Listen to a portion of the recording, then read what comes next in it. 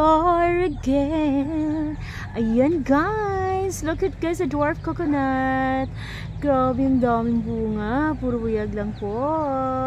So next month pwede na siyang makain. So napakatamis ang ano guys, yung tubig nito guys. So hindi lang dwarf coconut nandito sa bakuran ni mother. We have here also dwarf coconut, yung ibang klase to guys dito. So lakad tayo ng konti.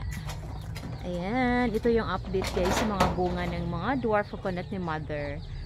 So pag mag-crave kami ng mga buko, so dito lang namin kukunin yon. So ayaw na hindi na pwede mo mabili pa doon sa merkado or saan man kasi meron na kami dito guys, no? So ayan, so we have here miracle fruit. So wala siyang bunga. Pero yung ano niya guys, yung dahon niya, pwede niya siya panglunas, no? We can get a lot of benefits out of this guys, no? Sa mga leaves niya. So pwede kayo guys.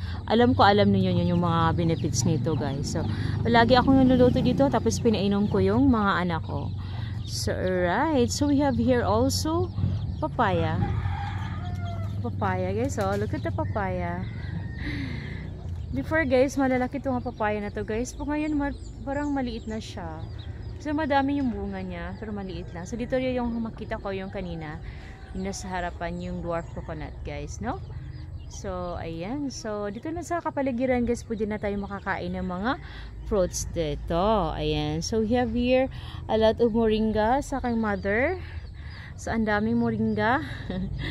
So libre na kami sa moringa guys, hindi na kami bibili doon sa market din kasi nandito na po sa bakuran ni mother. Tapos nito yung mga sa Bisaya pa tangad. Ayan. Ayan, yung tangad. Tapos sa ilalim naman yung mga bantam kong makakulit.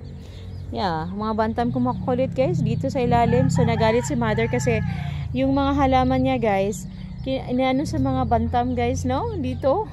So hinayaan na lang mother kasi ayaw lumabas eh. Pwede na silang lumabas guys, pero ayaw nila kasi sila maglagi dito sa garden kasi napakaganda yung ambience sa garden ni mother. Hindi masyadong init, hindi kagaya din sa labas na walang kahoy, no? So siguro ibang crops na naman yung ano ni mother for next season kasi hindi pwedeng isang crops lang every year isang crops. So kailangan iba-iba yung crops na pwedeng i-ano ni mother dito. So mga ano dito guys, yung mga alugbate. Tapos may mga gabi din. A lot of moringa na nakapaligid sa moringa. So ayan, no? So dito lang yung sa near sa ano ni mami sa bakuran. So yung mga bantam ko guys, so yung maliliit. So ayan, no? I think napakita ko na yung update guys. Minsan lang ako makaanod guys baba dito kasi kadalasan yung pakain sa mga bantam yung asawa ko, kundi naman yung mga anak ko. Pero ngayon medyo busy yung mga anak ko, so ako na lang guys, no? Ako na lang yung magpakain. Alright, so by the way, thank you so much sa akong mga followers, I mean subscribers, no, dito sa YouTube, no. So palaging nagsubaybay, no, sa mga magandang comment guys, palagi nakapapanood sa mga videos ko. So watch out for more for more exciting. So happy ako guys kasi malapit na po tayong makasahod sa YouTube. So it's been a while guys, mga 5 years yata guys. So before guys hindi ako nakafocus, minsan na ako naka-upload. So ngayon kailangan ko mag-focus kasi malapit na po eh.